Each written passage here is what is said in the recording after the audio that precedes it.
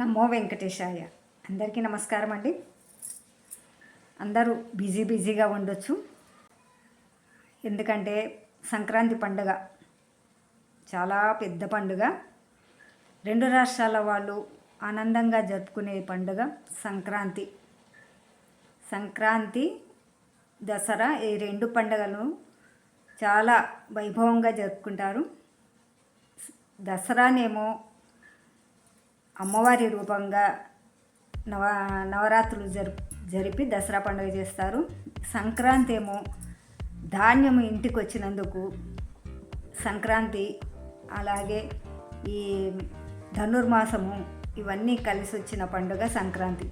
ఈ సంక్రాంతికి అందరికీ తెలిసిన విషయమే, ధాన్యము ఇంటికి చేరిన వేళ రైతులు ఆనందోత్సవాలతో పండుగను, ఈ సంక్రాంతి పండుగను వైభవంగా జరుపుకుంటారు. ఎందుకంటే ఇటు ధాన్యము వస్తుంది, కొత్త అల్లుళ్ళు ఇంటికి రప్పించుకుంటారు. కొత్తగా కూతుళ్ళని పెళ్లి చేస్తే అల్లుళ్ళని ఇంటికి రప్పించుకుంటారు. మేము చిన్నప్పుడు మా ఇంటి చుట్టుపక్కల వాళ్ళ అల్లుళ్ళను ఇంటికి పిలిపించుకొని భోగి రోజు నలుగు స్నానం చేపించి ముఖ్యంగా అల్లుళ్ళకు అత్తగారింటికి పిలిపించుకొని అల్లుడికి మంచిగా మర్యాదలు చేస్తారు. అంటే ఇప్పుడు ఉద్యోగాల పరంగా ఉండడానికి వీలు కావట్లేదు, 2-3 రోజులు తప్పితే ఎక్కువ ఉండరు కదా. అప్పట్లో అయితే వాళ్ళ అల్లుళ్ళు వస్తే దాదాపు 10-15 రోజులు అట్టు పెట్టుకునే వాళ్ళు అనమాట పండగ కోసం. కొత్త అల్లుళ్ళు ఇంటికి వచ్చి అన్ని రోజులు అక్కడ ఆనందంగా పండగ జరుపుకొని అత్తగారింటిలో అంత వైభవంగా జరుపుకుంటారు. అల్లుడికి నలుగు పెట్టి అంటే సున్నిపిండితో ముందు నువ్వుల నూనెతో బాగా మర్దన చేసి అల్లుడికి జోక్ చేస్తారండి. చాలా బాగుంటుంది. కొత్త అల్లుడు కాబట్టి మిగతా టైంలో అయితే ఉండదు, కానీ కొత్త అల్లుడికి అయితే నువ్వుల నూనెతో బాగా నలుగు పెట్టి వరుసైన మరదలు అంటే ఆ అబ్బాయికి భార్య, చెల్లెలో, అక్కనో ఎవరో ఉంటారు కదా, వాళ్ళనమాట వరుసలు చూసుకొని అందరూ అల్లుడిని ఆట పట్టిస్తూ ఉంటారు. ఇలా నువ్వుల నూనెతో తల అంటడము, తర్వాత కాళ్ళు, చేతులకు, మొహము అంతా నూనె బాగా పట్టించి రుద్ది జోక్ చేస్తూ ఉంటారు. బావను ఒక్క ఆట ఆడుకుంటారు. బావ విసిగిపోయేటట్టుగా ఆయనను ఆట పట్టిస్తూ ఉంటారనమాట మరదళ్ళు. అట్లాగే వదినలు, వరుసలైన వాళ్ళు భార్యతో సహా. ఆ పని అయిపోయిన తర్వాత, నూనె తలంటడము అవన్నీ అయిపోయిన తర్వాత ఇంకా నలుగు పిండి కూడా అందరూ బావగారికి సన్మానం చేసి నలుగు పిండితో బాగా రుద్ది ఒళ్ళు మండిపోయేటట్టుగా రుద్దుతారు. ఇప్పుడు ఇవన్నీ లేవు, కానీ అప్పుడు రోజుల్లో ఉన్నాయి.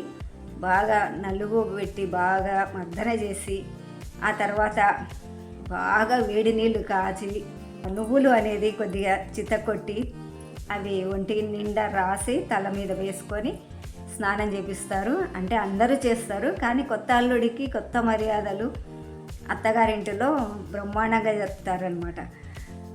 నీళ్ళు బాగా కాగబెట్టి, అప్పుడు మామూలు వంట చెరుకుతోనే నీళ్ళుగా కాగబెడతారు, ఈ గ్యాసులు అవి ఇవి లేవు కదా.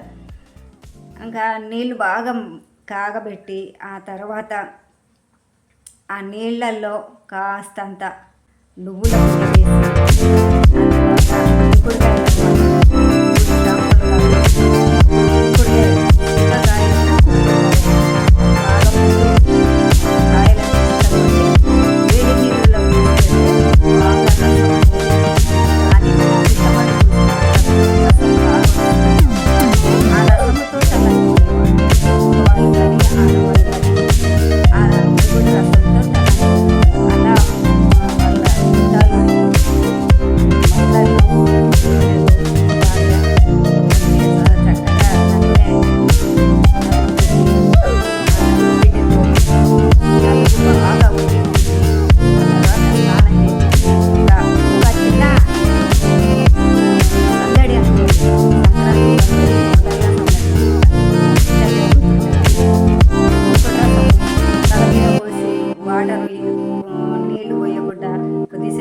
ఆడించి బావగారిని కొద్దిగా సతాయిస్తారనమాట.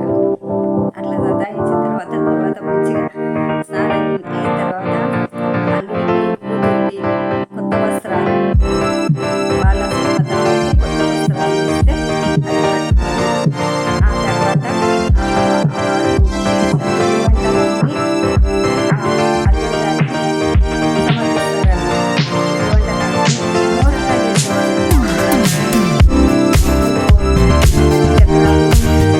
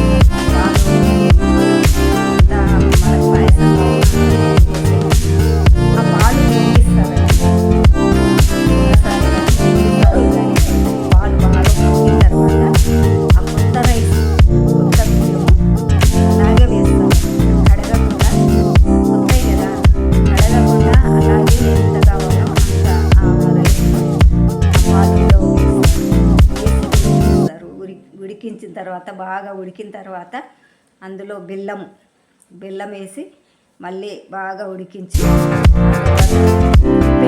దింపిన తర్వాత వేడి పాలు కాగబెట్టి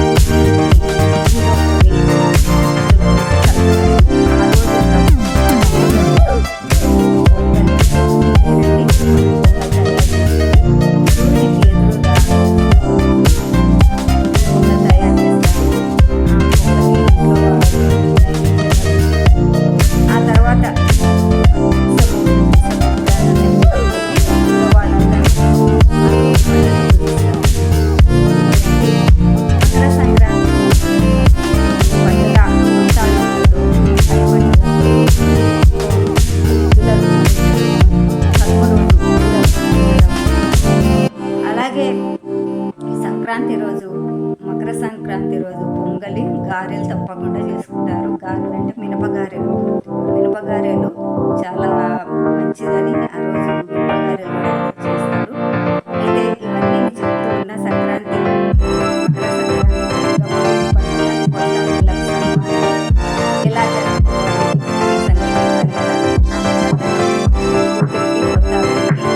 చక్కగా మళ్ళీ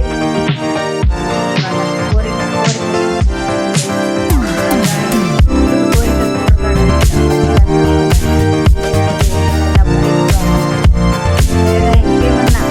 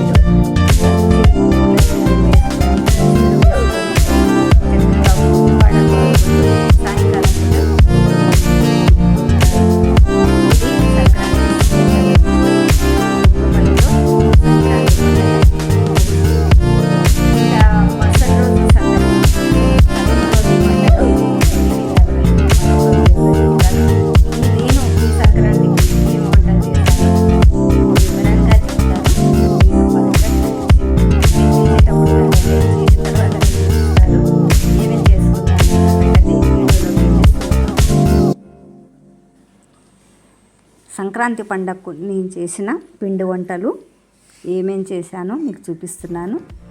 అరిసెలు అంటే మనకు కొత్త బియ్యంతో అరిసెలు వండాను. అంటే నేను బెల్లం అనేది కొద్దిగా షుగర్ లేని బెల్లము వస్తుంది, ఆ బెల్లంతో చేశాను కాబట్టి ఇలా వచ్చాయి. ఇందులో నేను కొబ్బరి పొడి, ఎండు కొబ్బరి పొడి, నువ్వులు వేసి కొద్దిగా నెయ్యి వేసి అరిసెలు అయితే చేశాను. ఆ తర్వాత ఇంకొక ఐటము చెక్కలు కూడా స్పెషల్ అన్నమాట. ఇది కూడా కొత్త రైస్ తోటే చేశాను. ఇందులో బియ్యపిండి, మిల్లుకు పట్టించిన బియ్యపిండి, ఆ తర్వాత కొద్దిగా శనగపప్పు, కొద్దిగా పెసరపప్పు, ఆ తర్వాత కొద్దిగా జీలకర్ర, కొద్దిగా వాము, అన్ని కొద్దిగా అల్లం వెల్లుల్లి పేస్టు, కారము, ఉప్పు, కాస్తంత పసుపు వేసి కలిపి ఈ చెక్కలు అయితే చేశాను. నువ్వులు తప్పనిసరి సంక్రాంతికి ప్రతి వంటలో నువ్వులు వేస్తారనమాట. అందుకని నేను అరిసెల్లో కూడా నువ్వులు వేశాను. ఇది మనము ఒక రోజు కానీ ఒక 24 గంటలు లేదా ఒక రోజు పైనే నానబెట్టుకుంటే అరిసెలు అనేది బాగా వస్తాయి. నేను బెల్లము వెరైటీ బెల్లం అనమాట, అంటే షుగర్ ఉన్న వాళ్ళు కూడా టేస్ట్ చేయొచ్చు అనమాట. అలాంటి బెల్లం వేశాను కాబట్టి ఇట్లా వచ్చాయి. మామూలు బెల్లం వేస్తే అరిసెలు కొద్దిగా స్మూత్గా బాగుంటాయి కదా, అయితే మనకు ఆరోగ్యం ముఖ్యం కదా. ఇవి కూడా కొత్త రైస్ తోటే చేశాను చక్రాలు. ఇందులో ఏమేసానంటే బియ్యపిండి, ఆ తర్వాత నువ్వులు, తర్వాత వాము, కొద్దిగంత జీలకర్ర, మినపప్పు, శనగపప్పు వేయించి వేశాను. కొద్దిగా వేస్తే పుట్నాల పప్పు కూడా వేస్తే మనకు కరకరలాడుతూ ఉంటాయి అన్నమాట. అన్నీ వేసి కారము, ఉప్పు, కొద్దిగంత పసుపు వేసి వాము వేసి కలిపి చక్రాలు అయితే ఒత్తాను.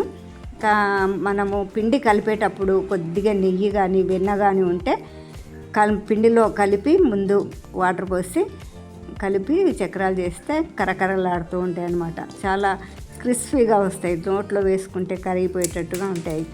అలాంటివి అన్నమాట చక్రాలు. ఏమేమి వేసానో చెప్పాను కదా. ఈ చక్రాలు చేయడం కూడా చాలా ఈజీ, అందరికీ తెలిసిన విషయమే. ఇంకా ఆ తర్వాత అరిసెల పిండి, తడిపిండి మిగిలిందండి కొద్దిగా. ఆ తడిపిండి ఏమి చేయాలనే ఆలోచన వస్తే కొద్దిగా సకినాలు అయితే చేశాను. నాకు పెద్దగా సకినాలు చేయడం రాదు, కానీ వచ్చిన వరకే, ఆ ఉన్న పిండి వరకే, కాస్తంత పిండి కాబట్టి కొద్దిగా వాము, కొద్దిగా నువ్వులు వేసి, తడిపిండి కదా, నువ్వులు వేసి కలిపి ఇలా సకినాలు అయితే కాస్తంత పిండి మిగిలితే సకినాలు టేస్టీగా చేశాను.